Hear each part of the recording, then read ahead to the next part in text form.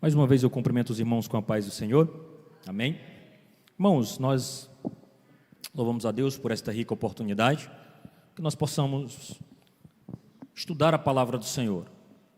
E nós iniciamos ainda no ano passado, com a autorização do nosso pastor, uma série de mensagens sobre o Sermão da Montanha. E nós pregamos em outubro, novembro, dezembro foi o curso de batismo, então nós tivemos que trocar o tema. E agora eu volto com o terceiro sermão dessa série. Nós estamos estudando o capítulo 5 do discurso, talvez um dos discursos mais importantes de Jesus. E ele fala porque ele trata aquilo que ele espera daqueles que aceitaram a Jesus como seu Salvador. Então ele faz não só um discurso em cima de uma montanha, ele faz a declaração do reino de Deus. E ele apresenta as perspectivas daquilo que é esperado daqueles que abraçam a fé em Cristo Jesus. E nós pregamos na mensagem anterior, fizemos uma introdução. A mensagem anterior falou sobre o caráter do cristão baseado nas bem-aventuranças, e hoje eu quero tratar sobre a influência do cristão. Eu não quero utilizar as minhas palavras para tratar sobre isso, eu quero falar sobre o que Cristo falou na sua palavra. E no capítulo 5, nos versículos 13, 14, 15 e 16, Jesus usa duas analogias extremamente importantes para falar sobre o que é esperado daqueles que abraçam a fé nele. E nós vamos tratar isso exatamente nesta noite. Eu quero reler os textos para que você se situe. Se você quiser manter a sua Bíblia aberta, é uma pregação expositiva. Eu quero ficar nesses versículos para que a gente caminhe nessa noite, tá? E aprenda sobre a palavra do Senhor, mas especialmente, não só aprender para satisfazer as nossas necessidades intelectuais, mas que esta palavra desça ao nosso coração e produza efeito. Porque nós vamos entender que Jesus Cristo, ele lançava as bases teóricas daquilo que ele espera dos seus filhos, mas também exigia uma prática. E é fato, irmãos, a palavra de Deus ela não pode ser apenas conhecida como uma disciplina que nós estudamos para manter a nossa mente afiada ou aguçada. Ela não pode estar como frases de efeito que nós dizemos no nosso dia a dia, mas ela precisa fazer parte e guiar as nossas decisões, guiar os nossos passos. E é disso que nós precisamos conhecer a palavra de Deus e a nossa intenção nesta noite. Capítulo 5, 13 diz, vós, numa outra versão, isso é na versão, a nova versão Almeida atualizada de 2017, diz assim, vocês são o sal da terra. Ora, se o sal vier a ser insípido, como lhe restaurar o sabor? Para nada mais presta, senão para, lançado fora, ser pisado pelos homens. Vocês são a luz do mundo. Não se pode esconder uma cidade situada no alto de um monte, nem se acende uma lamparina para colocar debaixo de um cesto, mas num lugar adequado, onde ilumina bem todos os que estão na casa. Assim brilhe também a luz de vocês diante dos outros, para que vejam as boas obras que vocês fazem e glorifiquem o Pai de vocês que está nos céus. É interessante a gente pensar sobre isso, porque enquanto as bem-aventuranças elas descrevem o caráter do cristão, aquilo que é o cristão, e o caráter essencial dos discípulos de Jesus, aqui Jesus se aproveita de duas analogias. Jesus está falando com uma série de camponeses ali na Palestina. É importante que você saiba quem era o público de Jesus. Por que ele lança duas analogias, duas metáforas muito fáceis de ser compreendida? Para exemplificar o poder de influência que aqueles que abraçam a fé nele devem ter, portanto, os cristãos. E ele agora tenta explicar, usando essas duas analogias, qual era a influência daqueles cristãos, que aqueles cristãos teriam pelo mundo. E é interessante que a gente precisa entender que pensar sobre esse nível de influência, de modo que a gente chegue a influenciar as decisões e a vida de pessoas, nos deveriam causar alegria, mas também temor. Porque se nós pensarmos que pessoas descritas na bem-aventurança podem fazer uma diferença extraordinária no mundo violento e agressivo, pensar que aqueles que confessam Jesus como seu Salvador não serão simplesmente tragados pelo mal, mas farão uma diferença na sociedade em que estão inseridos, que aqueles que têm um forte apetite por justiça, por transformação na sociedade, poderão de algum modo influenciar, deveria encher o nosso coração de alegria, porque de algum modo, nós que somos igreja, estamos em oposição direta ao mundo, e é um fato, a igreja será perseguida pelo mundo, porque basicamente a igreja foi chamada para servir o mundo que a persegue.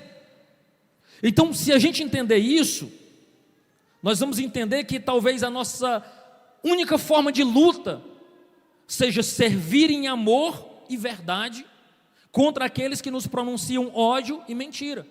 Então perceba que há duas posições muito distintas aqui. Alguém que trabalha, um grupo que trabalha com verdade, com amor, e um outro grupo que trabalha com ódio e mentiras. E Jesus tenta estabelecer, falando para aqueles discípulos ali, para aqueles camponeses, que eles tinham sido chamados para ser sal e luz. E ele define a natureza desta influência utilizando essas metáforas. Irmãos, é fato que qualquer pessoa naquela época, como também nos dias de hoje, sabe muito bem, pode não entender absolutamente nada de Bíblia, pode entender nada de teologia, mas sabem muito bem distinguir o que é um sal e o que é uma luz. Então Jesus usa isso de modo muito claro para tratar com eles, porque muito provavelmente todos os seus ouvintes faziam uso no seu dia a dia de sal e de iluminação. Ora, a necessidade de luz é muito óbvia, mas o sal ele tem alguns usos distintos. E o principal uso é como condimento, né, para temperar, mas também ele é usado para preservar. E é importante que a gente saiba disso, porque antes do invento da refrigeração, por exemplo, quando você queria conservar uma carne, o que era feito ali era que você salgava, tão tal que gerou, inclusive, é muito conhecida na nossa região, a famosa carne de sol, onde você ali dá uma salgada nessa carne, expõe ao sol ali, para que ela conserve mais tempo. Mas também, caso você não saiba, eu acredito que todo brasileiro, especialmente nordestino, sabe o que é uma carne de sol, mas sabe o que é também uma carne de charque, ou até mesmo o famoso jabá. Por mais que você não conheça, talvez, pessoalmente, mas já ouviu falar nessas expressões. E é interessante que em todas essas nomenclaturas, por mais que você não as conheça, existe algo ali que é o diferencial, que é a presença do sal, que conserva e dá sabor. Então eu não quero que você perca isso, porque nessa metáfora tem duas analogias muito simples e uma verdade transformadora. A igreja e o mundo são duas comunidades separadas. Jesus coloca do seguinte modo: de um lado tem a terra e de outro tem o sal que salga a terra. De um lado tem o mundo e de um outro lado tem a luz que ilumina o mundo. Então perceba que a essência da verdade estabelecida aqui é: existem duas comunidades, eles e vós. Jesus estava todo o tempo dizendo assim: olha, existe o mundo, existe a terra, existe o sal e existe a lua, e eles trabalham nessa relação, e a base dessa relação é que um é diferente do outro. Eu quero que você pegue isso com muita atenção, porque um é diferente do outro, e isso está toda a base do cristianismo. Porque como é que nós vamos fazer a diferença no mundo se nós não soubermos que somos diferentes do mundo? Não tem como nós agirmos de modo similar. É esperado que essas duas comunidades trabalhem em oposição uma à outra. Uma faz determinadas atividades e outras atividades. Então é importante que a gente tenha isso muito claramente, para que a gente entenda o que é que Cristo estava querendo dizer ali. Evidentemente, Jesus apresenta o mundo como um lugar escuro, com pouca ou nenhuma iluminação, que não pode se iluminar a si mesmo, mas ele depende de uma iluminação externa, ele depende de uma luz de fora. Do mesmo modo, o mundo também não pode conservar a si mesmo. Ele precisa de algo de fora para preservar e impedir a sua deteriorização. Veja só, Jesus apresenta uma verdade aqui preciosa. Primeiro, o mundo está em trevas. E não só está em trevas, ele está apodrecendo também. É nessa perspectiva que Jesus agora traz a igreja como uma fonte de, primeiro, preservação. Traz figuras externas que têm um intuito: evitar, interromper ou pelo menos retardar o processo de deteriorização do mundo. Mas ele apresenta também que este mundo está em trevas, e apresenta figuras que possam trazer luz e desfazer as trevas. É por isso que essas metáforas, elas são proferidas por Jesus e nos desafiam. Vós sois o sal da terra, vós sois a luz do mundo. E ele apresenta uma condição, onde ele diz que o sal deve manter a sua qualidade de salgar, e a luz precisa manter a sua qualidade de iluminar. E ainda ele vai além: o sal para nada mais serve se perder a sua salinidade, e a luz se torna inútil se for escondida. Perceba que a base da influência do cristão é que ele seja capaz de manter as suas qualidades essenciais e primordiais. Por que você está dizendo tudo isso, irmão? Porque se a igreja de Cristo ela perder essa sua capacidade, ela será incapaz de iluminar o mundo que tanto precisa da verdade do Evangelho nesses nossos últimos dias. Se o crente que abraçou a fé em Cristo Jesus vive uma vida igual ou semelhante ou similar àquilo que aquele que não professa Jesus vive, ele não consegue fazer absoluta diferença no cenário em que ele está inserido. Algo primordial que precisa ser abraçado por nós, irmãos, é entendermos que fomos chamados para influenciar, fomos chamados para manter as nossas qualidades essenciais. E é por isso que nessa noite eu quero trabalhar rapidamente em 3 pontos. Primeiro, o sal da terra, luz do mundo, e as lições que nós seremos capazes de aprender com isso. A primeira é o sal da terra, verso 13. É uma afirmação direta. Jesus nos desafia. Ele não usa meias palavras. Ele olha para aquele grupo de camponeses e declara: vocês, vós, sois o sal do mundo. Irmãos, ele revela aqui que o mundo, a sua única habilidade ou responsabilidade de algum modo é se deteriorar. É natural, é esperado dele. De modo que se você pegar uma carne ou algum tipo de alimento que necessite de refrigeração e deixar exposto do lado de fora da geladeira, por esquecimento ou por qualquer coisa do gênero, 1 ou 2 dias, o que vai acontecer com esse alimento? Vai estragar. Ele vai estragar. Do mesmo modo, é o que Jesus está dizendo. O mundo, naturalmente, ele tem uma tendência a deteriorar. E o que é que impede isso, então? Aí Jesus lança as bases. A igreja tem esse papel. A igreja agora faz o papel de retardar a deteriorização. É fato que Jesus, e na realidade Deus, na sua infinita graça e bondade, ele pôs barreiras, limitadores para o egoísmo humano. Ele lançou instituições que freiam de algum modo a deterioração do mundo, na sua graça comum. Quais são elas? O Estado, que produz leis e fazem com que ela seja cumprida. É a graça comum. E a família, o lar. A família e essa convivência em família, o casamento e a convivência em família, freiam a deteriorização do mundo. Mas freiam parcialmente. Qual foi a barreira mais essencial que Deus deixou para frear toda a destruição, toda a aprovação que o mundo faz dos seus próprios erros e pecados? Os filhos seus, os discípulos de Jesus, filhos redimidos, regenerados e justificados.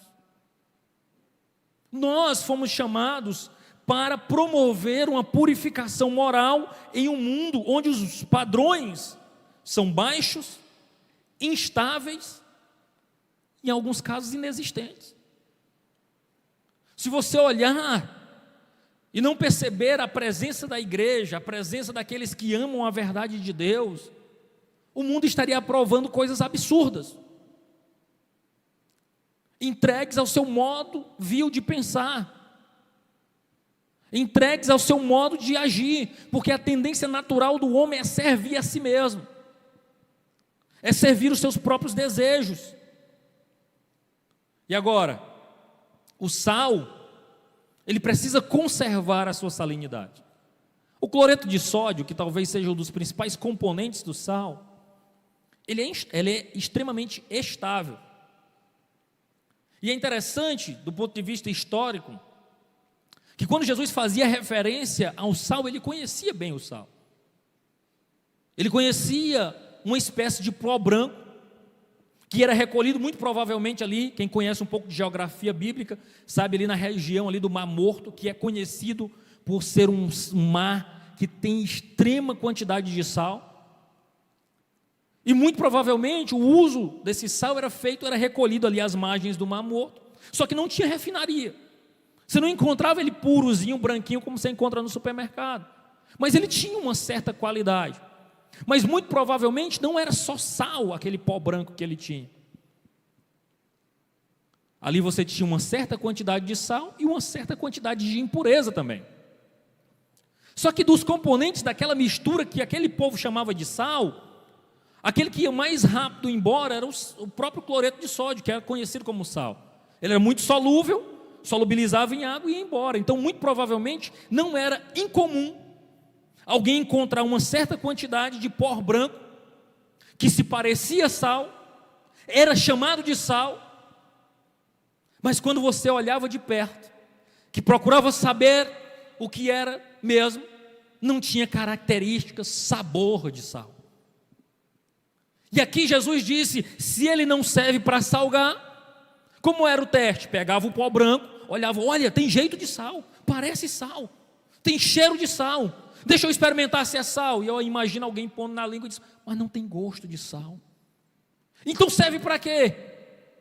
Nem para adubo serve. Pode jogar fora, pode deixar o povo pisar em cima, que não serve para nada.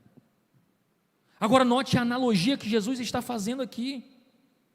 Ele está desafiando a mim e você que abraçou a fé nele, a não só parecer com o crente, a não só ter cheiro de crente, precisa fazer a diferença como crente. Porque não dá para olhar e dizer, parece um crente, tem jeito de crente, se veste até como crente, mas deixa eu ver se é crente mesmo, e não passa no teste da influência, porque eu tenho absoluta certeza, por mais bonito que seja, as variáveis de sal que possam existir, os pacotes de sal que possam existir, uma boa dona de casa, quando precisar salgar alguma comida e ela for na sua vasilha ali de condimento, ela não está preocupada com a beleza do sal, se parece sal, mas se ela pegar ali um punhado e mandar ali e pôr na língua e não tiver gosto de sal, ela vai pôr na comida? Não vai. Por quê?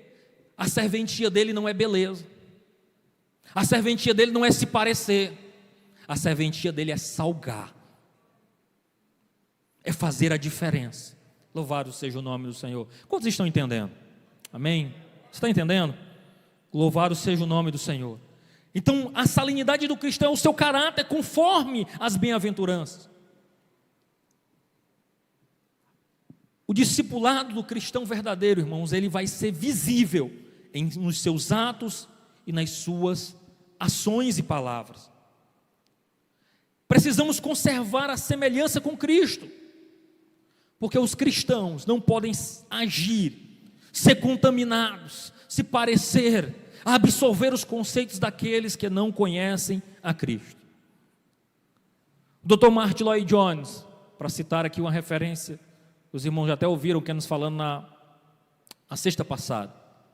Ele dizia que a glória do Evangelho é quando a igreja é absolutamente diferente do mundo, que ela inevitavelmente o atrai. Não é a igreja se parecendo com o mundo que ela vai atrair o mundo, ela sendo absolutamente diferente do mundo, que ela será capaz de o atrair e então produzir transformação de vida. É importante que a gente entenda, irmãos, porque caso contrário, se nós, os cristãos, formos indistinguíveis dos não cristãos, seremos inúteis. Poderemos ser jogados facilmente fora e pisados pelos homens. Segundo ponto, a luz. Jesus usa essa analogia aqui, fazendo uma declaração também no versículo 14. Vós sois a luz do mundo. É fato que Jesus, um pouco mais adiante, ele vai dizer que ele mesmo é a luz do mundo. Mas o fato aqui é que ele apresenta que por derivação, acaba que nós também somos a luz do mundo. E ele enfatiza dizendo o seguinte, que essa luz, no verso 16, são as nossas boas obras. Porque as nossas boas obras brilham como luz, de modo que aqueles que veem glorificam a quem? A Deus. E é importante a gente entender que essas boas obras, elas estão pautadas em amor e em fé. Amor ao nosso Deus, a lealdade que nós temos por Deus. Uma fé viva em Deus. Mas esta fé também se converte em ação, de modo que nós demonstramos interesse genuíno pelos nossos semelhantes. Nós precisamos entender que sem o sal, ou melhor, que o sal não pode perder sua salinidade. E a luz, ela não pode permitir que o mundo se transforme em trevas. É por isso que a luz de Cristo dentro de nós precisa brilhar para fora. E ele usa uma analogia, ele diz que é impossível você pegar uma luz, acendê-la e colocar debaixo de um cesto. Porque Jesus estava dizendo assim, olha, não tem lógica isso. Qualquer pessoa que acende uma luz, ele tem a intenção de quê? De que o ambiente fique iluminado. Então você não vai pegar uma luz e colocar debaixo de um cesto. E ele diz que é impossível você esconder uma cidade edificada, porque de longe será perceptível a sua luz. Do mesmo modo, ele desafia os crentes a serem luz, a agirem de modo diferente, a não escondermos a verdade que conhecemos e a verdade do que somos. Irmãos, é importante que a gente saiba que as pessoas nos verão as nossas boas obras e então glorificarão a Deus. Imagine aí, irmãos, um nível de transformação que a nossa presença pode fazer no mundo, quando nós abraçamos verdadeiramente a Cristo como nosso Salvador.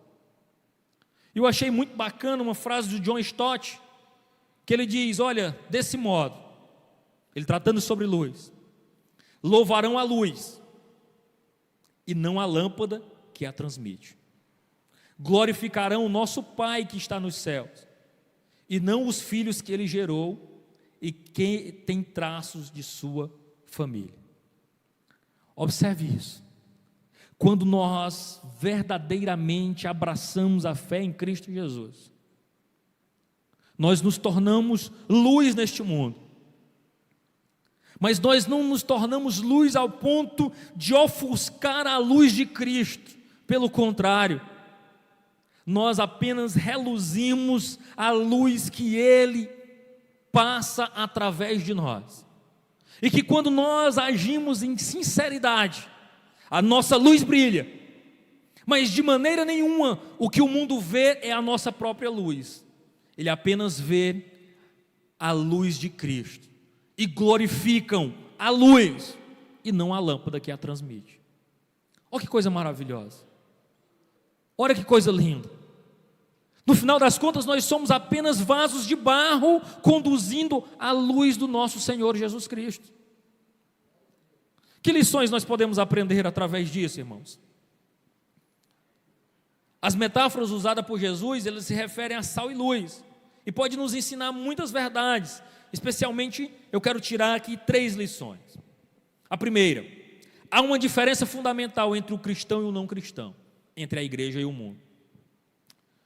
Irmãos, é verdade que alguns não cristãos até adotam uma certa piedade, até um certo modo de agir, em alguns casos até melhor que muitos crentes, muitos que abraçam a fé em Cristo Jesus. Mas também o outro lado é um extremo.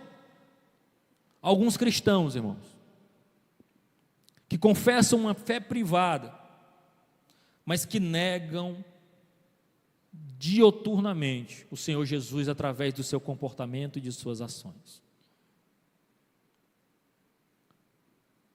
Tem nome de crente, mas se você for conhecer a fundo as suas ações, o seu modo de negociar, o seu modo de viver a sua vida, não tem a ver com aquilo que Cristo proferiu. Há uma diferença brutal. E o Sermão do Monte, ele foi elaborado com a intenção de que os cristãos, eles sejam por natureza, irmãos, diferentes do mundo. Eu achei fantástico uma outra frase do John Stott, que ele diz que a maior tragédia de todas é quando a igreja, através de sua longa história, cheias de altos e baixos, tem sido constantemente conformada com a cultura prevalente, em lugar de desenvolver uma contracultura. É aquilo que Paulo fala aos Romanos, capítulo 12. Rogo-vos, pois, irmãos, pela compaixão de Deus, que apresenteis o vosso corpo como sacrifício vivo, santo e agradável.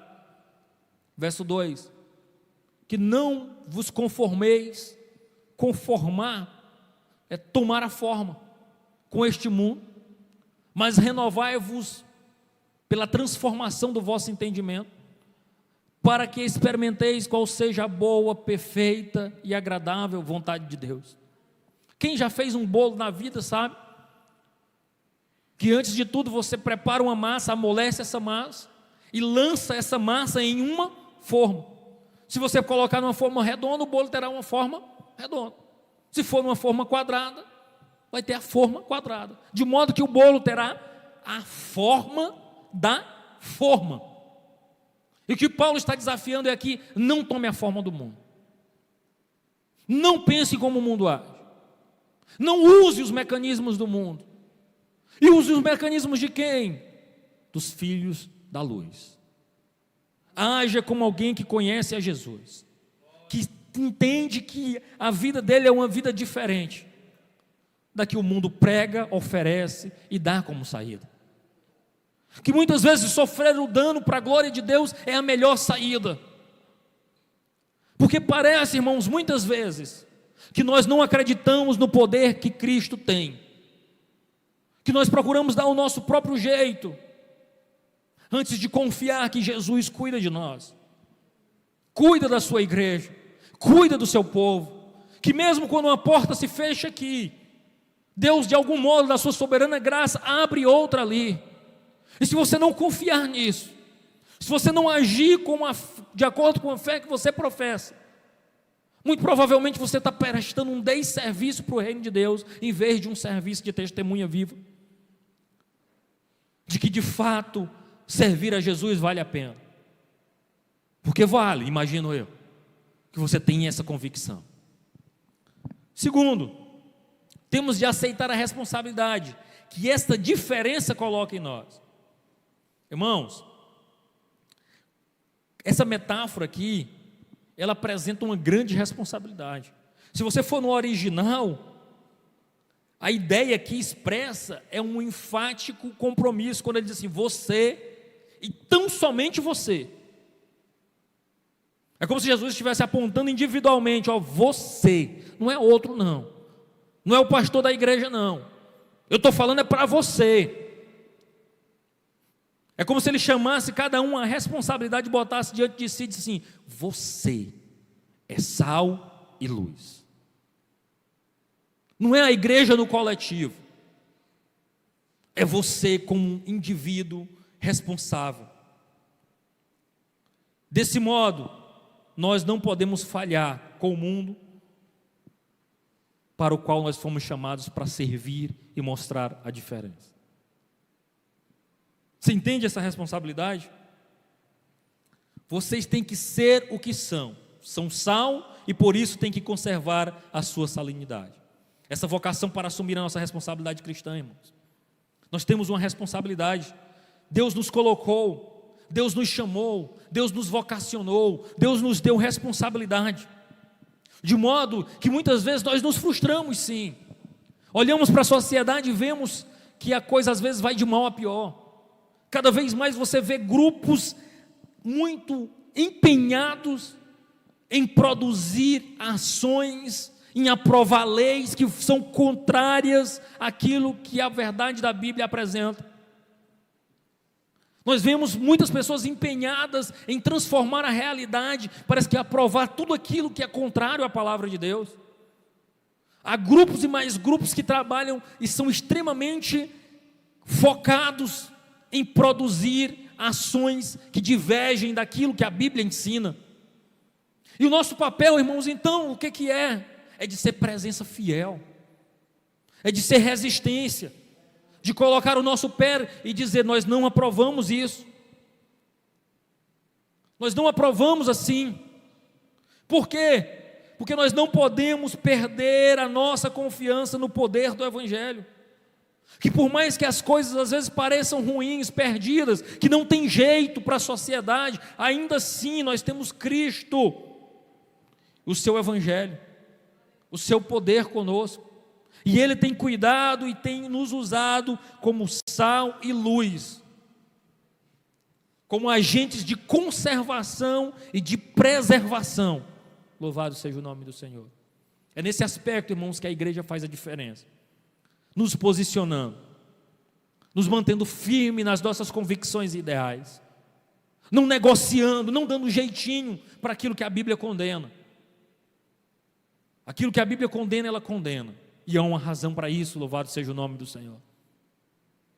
Terceiro, temos de considerar a nossa responsabilidade cristã como sendo dupla. Olha só, o sal e a luz, ela tem uma coisa em comum: eles se dão, eles se gastam, eles são ali utilizados completamente naquele processo. A função do sal é prioritariamente negativa, é de quê? Evitar a deteriorização.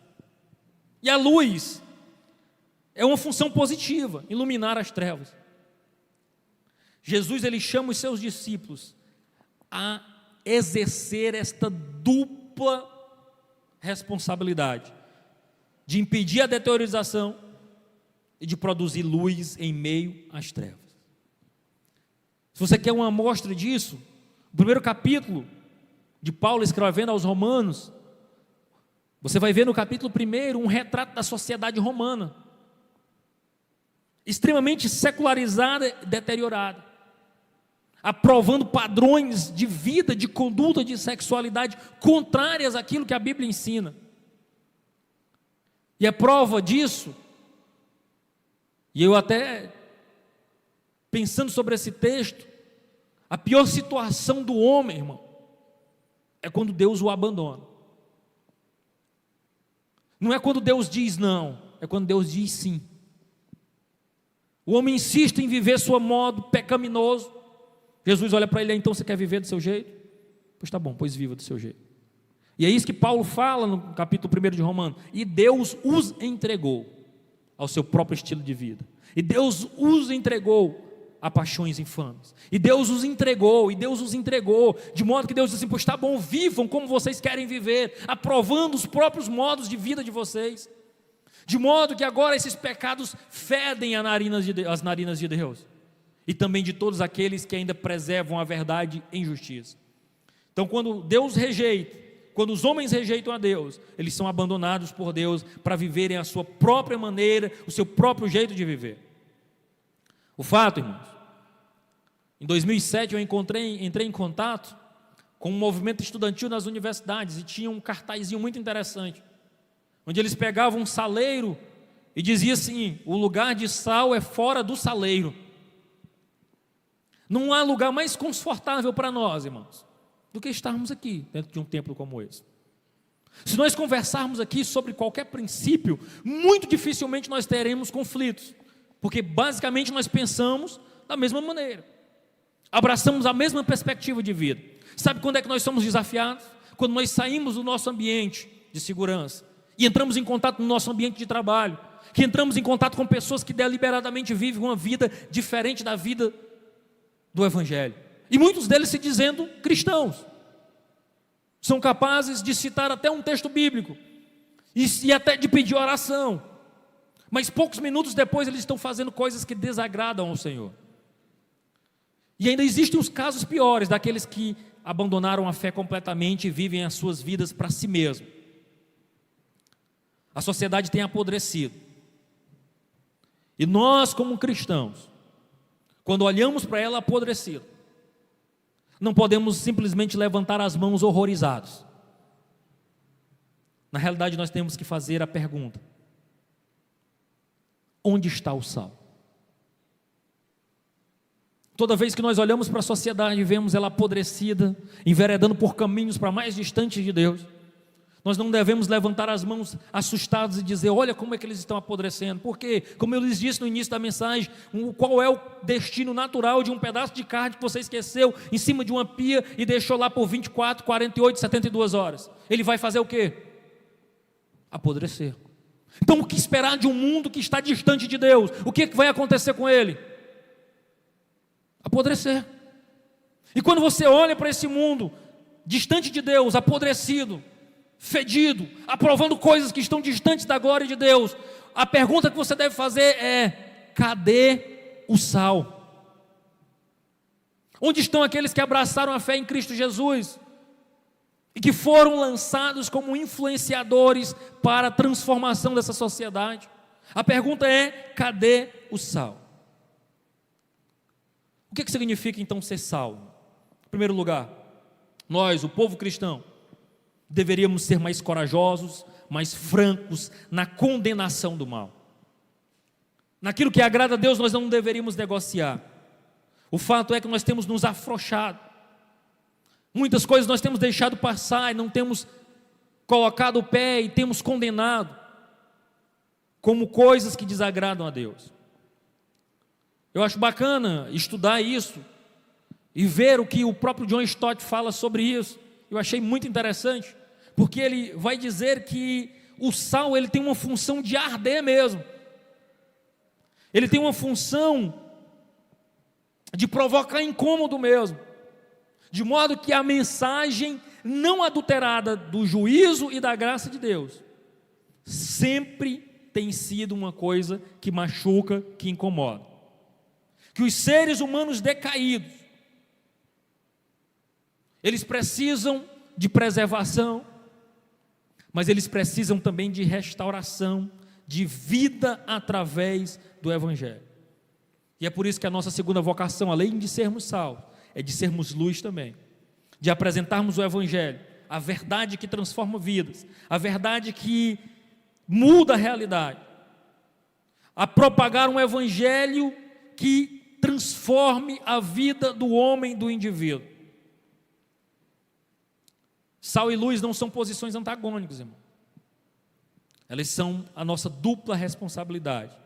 Uma não substitui a outra. Enquanto que o sal evita a decomposição, a luz ilumina. E o que nós temos visto são pessoas perdidas. Muitas delas que aprovam uma conduta de vida distante de Deus, mas que quando você tira algum momento para conversar de um modo mais próximo, sem produzir ataques, mas apresenta a verdade do Evangelho e uma vida diferente, você vê pessoas inclinadas a receber o Evangelho, pessoas inclinadas a ter uma mudança de vida. Mas muitas vezes, sabe o que acontece, irmãos? Nós estamos tão presos dentro da nossa própria bolha, que pouco nós entramos em contato com as necessidades que o mundo precisa. Às vezes nós não temos coragem de chamar um colega para vir até a igreja, e muitas vezes esse colega está só esperando um convite, porque nós já presumimos que será não. Não, mas fulano jamais vai. Não, nem adianta ali, o fulano tem uma vida, e às vezes ele tem aquela vida, e nós que somos sal e luz, somos o mecanismo de Deus para atraí-los, para apresentar a verdade, para propor um grupo de estudo, porque muitas vezes nós queremos solucionar o problema das vidas das pessoas apenas chamando para um culto. E você pode ser um culto na vida dela. Você diz: olha, fulano, eu ouvi uma mensagem tão linda na minha igreja, rapaz, mexeu tanto comigo. Se tu quiser, a gente estuda um pouquinho junto. Se tu quiser, a gente marca um grupo para a gente estudar e orar. Será que os seus amigos seculares têm liberdade com você para pedir oração?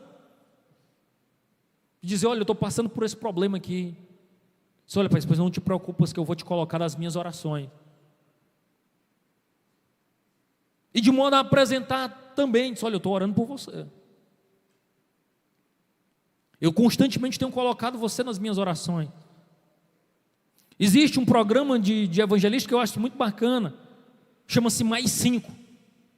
É você escolher aleatoriamente 5 amigos, colocar o nome de cada um deles, 1 até 5, e começar a orar por eles.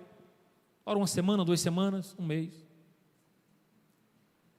Depois que você fizer isso, você chega para a pessoa e diz: olha, você sabe que eu estou orando por você?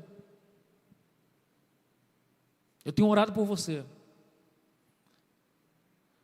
Eu costumo dizer, e já disse isso, talvez uma das maiores declarações de amor que alguém pode fazer por outro, é dizer assim: olha, eu estou orando por você. Você está gastando o tempo que você podia estar orando por si mesmo, por outro. E eu lhe digo que muito provavelmente a pessoa não vai rejeitar e nem vai achar um absurdo. Ela vai lhe agradecer, diz: obrigado. E você insiste, quem sabe isso gera um grupo de estudo da Bíblia com esta pessoa, ou quem sabe gera um convite para ir até a igreja. Mas o fato é, irmãos, nós precisamos ter o caráter cristão. E eu quero concluir. O caráter do cristão, irmão, conforme descrito nas bem-aventuranças, e a influência do cristão, conforme definido na metáfora do sal e da luz, eles estão relacionados. E a relação deles passa por 3 pontos. E eu concluo com isso. Primeiro, é assim que seremos abençoados. As bem-aventuranças, irmãos, elas identificam aqueles a quem Deus declara bem-aventurados. E a verdadeira bem-aventurança, ela passa por bondade, por ajuda mútua, por revelação da palavra de Deus. E quando nós agimos como sal e luz, nós somos abençoados, porque reluzimos o caráter de Cristo Jesus, porque mostramos a influência do Evangelho na nossa própria vida. E quando nós agimos de acordo com a palavra de Deus diz, nós somos alvos da bênção de Deus, porque de algum modo Deus está aqui dando um manual de como cada cristão deveria viver. Segundo, é assim que o mundo será melhor servido. Jesus oferece a mim e a você, que somos seus seguidores, o privilégio de sermos sal e luz no mundo, poder de influenciar, poder de agir de acordo com quem abraçou a fé em Cristo Jesus. Toda vez, irmãos, que um crente, um ímpio entra em contato com um crente de verdade, ele experimenta uma transformação de vida e experimenta e dá glória a Deus. Porque alguém que serve a Cristo de verdade, que anda segundo a sua palavra, ele é diferente. Dá prazer em estar perto, dá gosto de conviver, Você sente a paz que só o Espírito Santo traz. Você sente a alegria. Então nós somos privilegiados e servimos o mundo quando verdadeiramente somos sal e luz. E por fim, é assim que Deus é glorificado. No início do ministério de Jesus, Jesus chama os seus discípulos e diz: deixem a vossa luz brilhar, porque assim o vosso Pai será glorificado. E no final do ministério dele, ele diz: nisto é glorificado meu Pai, que deis frutos, que os vossos frutos permaneçam, e assim vocês se tornarão meus discípulos. A grande vantagem, irmãos, da vida honesta, semelhante à vida de Cristo, e de viver uma contracultura cristã, é que para nós, ou melhor, que ela, esse estilo de vida, produz bênção para nós mesmos, salvação para os outros, e finalmente, glória para Deus. Toda vez que um crente de verdade se revela, alguém que realmente entendeu o seu chamado de ser sal e luz neste mundo, ele traz bênção para ele mesmo, porque ele vive a verdade do Evangelho. Ele produz salvação para aqueles que estão próximos. Alguém olha e diz assim: rapaz, aí tem alguém que vive uma vida diferente, alguém que vive para a glória de Deus, e Deus é glorificado. Em nome de Jesus, eu agradeço a oportunidade.